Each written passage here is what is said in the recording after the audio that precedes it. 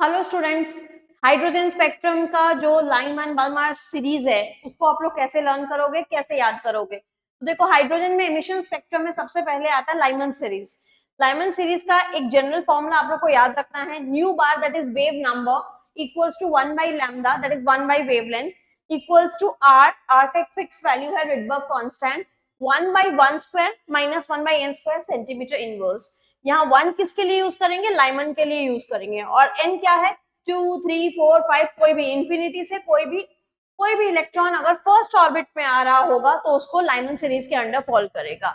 ये अगर shortest wavelength का कोई क्वेश्चन आया, शॉर्टेस्ट वेवलेंथ के लिए आप n को आप इंफिनिटी पुट करना है। लॉन्गेस्ट वेवलेंथ अगर आपको लैम्डा का लॉन्गेस्ट वैल्यू निकालने दिया तो n को आपको जस्ट नियरेस्ट ट्रांजिशन लिखना है, नेक्स्ट ट्रांजिशन, यानी 2 to 1, तो n का वैल्यू इधर 2 होगा। और ये लाइमन सीरीज कौन से रीजन में फॉल करता है? अल्ट्रावायलेट रीजन में। सिमिलरली ये बाल्मार सीरीज है, लाइमन के बाद बाल्मार, तो वो उसमें क्या करना है? Similarly nu bar wave number equals to 1 by lambda, एक ही फॉर्मूला है, बट यहाँ सारा कुछ ऑर्बिट नंबर 2 में रिसीव हो रहा है। 3 से 2, 4 से 2, 5 से 2, तो यहाँ पे 2 होगा।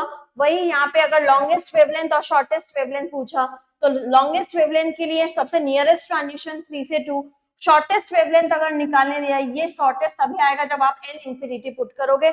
और ये बाल्मार सीरीज विजिबल रीजन में लाई कर रहा है। तो ये सारी सीरीज आपको एक बार में Lyman Balmer Paschen Brackett Pfund, ठीक है, कुछ ऐसे याद कर लो।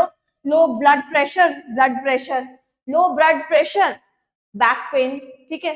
तो आप जब इस सीरीज को याद करोगे तो ये फॉर्मूला कांस्टेंट फिक्स है, आर का वैल्यू 109677 और यहाँ सारा लिखा हुआ है। यहाँ 1 लाइमन के लिए पुट होगा, 2 के लिए बाल्मार, 3 जब पास्टन, 4 के लिए ब्रैकेट और 5 जब पी फंड रहेगा। एंड यहाँ पे रीजन लिखा हुआ है, रीजन कभी कभी एमसीक्यूज में पूछा जाता है, लाइमन कौन सा रीजन में है? बाल्मार का विजिबल, बाकी तीनों आईआर, इंफ्रारेड, लास्ट वाला फार इंफ्रारेड। अब last question, number of spectral lines का अगर क्वेश्चन आता है तो नंबर ऑफ स्पेक्ट्रल लाइन का 2 फॉर्मूला है, या तो इलेक्ट्रॉन ऑर्बिट नंबर 1 पे आ सकता है या ऑर्बिट नंबर 1 को छोड़ के और कहीं आ सकता है, 5 से 3, 5 से 2, 6 to 3। तो अगर 1 पे आ रहा है तो आप ये फॉर्मूला यूज करोगे, n into n minus 1, n into n minus 1 by 2। और अगर 1 को छोड़ के और कोई दूसरे ऑर्बिट में आ रहा है तो इस फॉर्मूला को यूज करना है। ये ग्रेटर ऑर्बिट है और n1 शॉर्टर ऑर्बिट है। ये 2 एग्जाम्पल। Thank you.